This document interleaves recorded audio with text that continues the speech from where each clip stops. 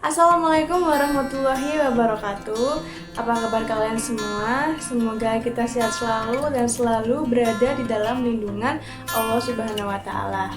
Amin. Nah, di video ini saya akan menjelaskan materi tentang koperasi. Bagaimana? Kalian sudah siap? Nah, yang pertama yang akan kita bahas yaitu pengertian koperasi.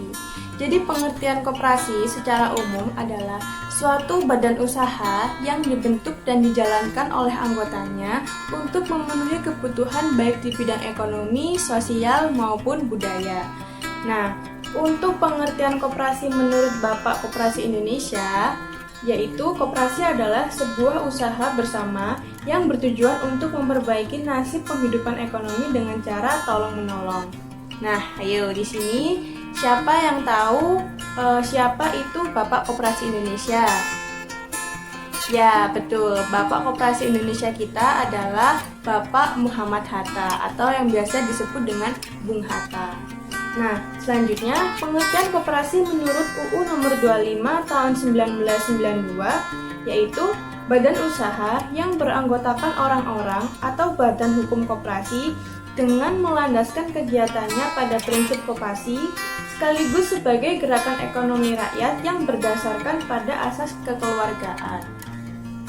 Nah, itu tadi pengertian koperasi secara umum menurut Bapak Koperasi Indonesia dan menurut UU Nomor 25 Tahun 1992. Nah, selanjutnya, mengapa sih koperasi itu perlu diadakan? Apa pentingnya koperasi? Yang pertama yaitu koperasi membangun dan meningkatkan potensi ekonomi anggota serta masyarakat secara umum.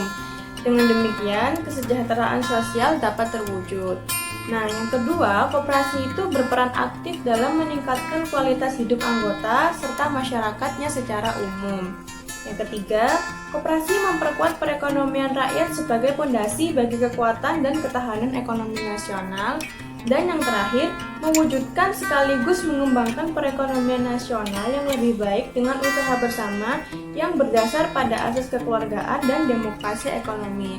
Nah, 4 itu tadi yang menyebabkan pentingnya koperasi itu harus tetap dijalankan dan harus tetap dikembangkan. Nah, di sini kalian juga harus mengetahui bahwa koperasi itu memiliki banyak sekali jenis-jenisnya. Yang pertama yaitu koperasi produksi, koperasi konsumsi, koperasi jasa, dan koperasi simpan pinjam. Nah, kali ini kita akan membahas satu persatu jenis-jenis koperasi yang ada di Indonesia. Baiklah, yang pertama yaitu koperasi produksi. Koperasi ini memiliki anggota yang berperan sebagai produsen barang maupun jasa. Koperasi produksi itu juga akan menyediakan bahan baku dan juga menjual barang-barang hasil produksi dari anggotanya dengan harga yang sesuai. Contohnya ialah koperasi peternak ulat sutra yang menjual sutra. Nah, selanjutnya yaitu koperasi konsumsi. Jadi koperasi ini biasanya menjual berbagai produk kebutuhan sehari-hari yang ditujukan bagi konsumen barang maupun jasa.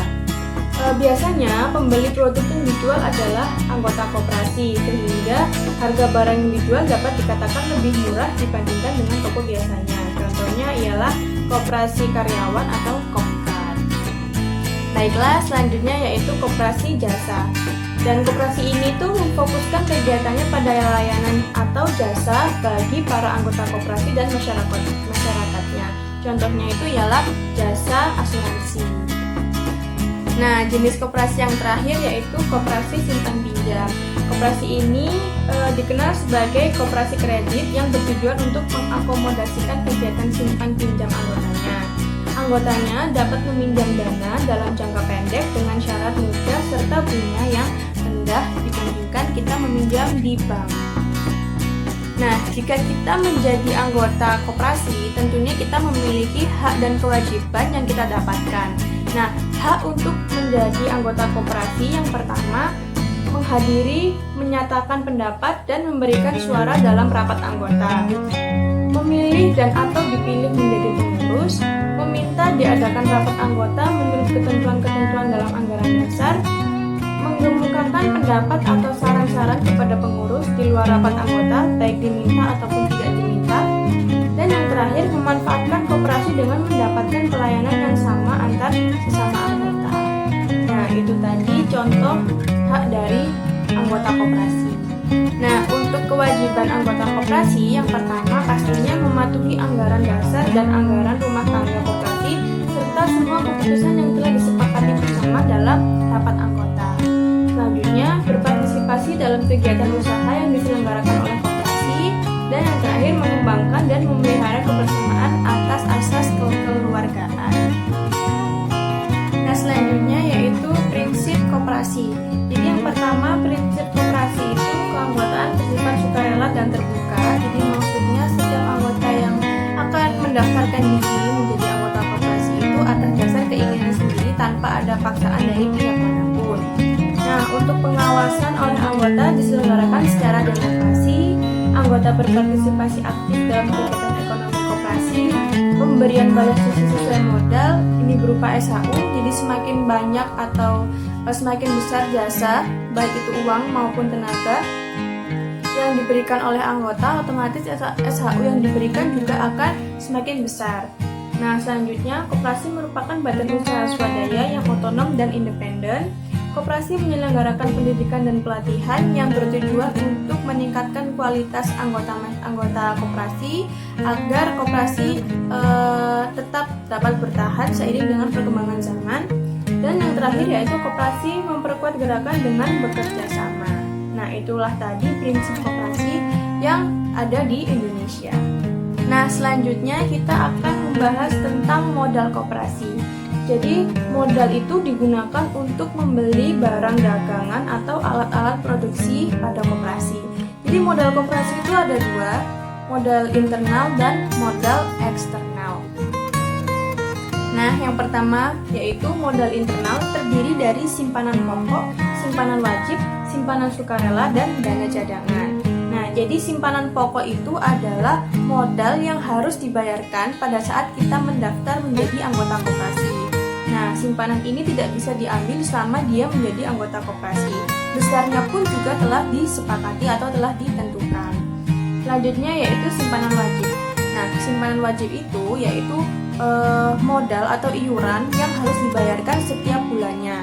Nah, dia pun sama seperti simpanan pokok, jadi dia tidak bisa diambil selama dia masih menjadi anggota koperasi. Jumlahnya pun juga telah ditentukan. Selanjutnya yaitu simpanan sukarela. Simpanan sukarela ini biasanya iuran yang dapat kita tentukan sendiri besarnya, jadi kita membayar iuran itu sesuai dengan keinginan kita. Dan simpanan ini bisa diambil sewaktu-waktu jika kita membutuhkan atas persetujuan anggota yang lain. Nah, selanjutnya yaitu dana cadangan. Dana cadangan itu adalah bagian dari SHU atau sisa hasil usaha yang tidak bisa diambil oleh anggota siapapun. Besarnya pun juga telah ditentukan pada saat rapat anggota. Nah, untuk modal eksternal yaitu ada hibah, pinjaman, dan sumber lain yang sah. Nah, hibah ini biasanya pemberian dari pihak lain dapat berupa uang, lahan, atau alat-alat atau barang-barang modal. Selanjutnya yaitu pinjaman. Pinjaman ini bisa didapatkan dari bank atau pihak-pihak lain yang mau memberikan pinjaman kepada koperasi. Dan yang terakhir yaitu sumber lain yang sah. Nah, setelah kita membahas modal apa saja, hak dan kewajiban apa saja yang terdapat dalam koperasi, selanjutnya kita memahami apa saja sih perangkat koperasi itu. Jadi yang pertama, di dalam perangkat koperasi itu ada rapat anggota. Nah, rapat anggota ini biasanya dilakukan selama 1 tahun sekali dan dihadiri oleh seluruh anggota koperasi. Nah, rapat anggota ini memiliki kekuasaan paling tinggi yang ada dalam keputusan koperasi. Jadi, keputusan yang telah dikeluarkan dalam rapat anggota itu bersifat mutlak. Nah, selanjutnya yaitu pengurus. Pengurus di sini bertujuan untuk menjalankan koperasi dengan sebaik mungkin dan melaksanakan tanggung jawab yang telah ditetapkan. Nah, pengawas di sini tujuannya untuk mengawasi dari adanya tindakan-tindakan yang tidak diinginkan dari anggotanya, seperti anggotanya yang curang atau yang tidak melaksanakan kewajibannya dan yang lain-lain. Nah, yang selanjutnya yaitu pengelolaan. Nah, pengelolaan di sini tugasnya juga hampir sama dengan pengurus, tetapi dia melaksanakan tugasnya itu harus atas persetujuan oleh pengurus. Jadi, pengelola ini harus dipilih dari pengurus. Anggotanya harus dipilih dari pengurus dan benar-benar orang yang bisa bertanggung jawab.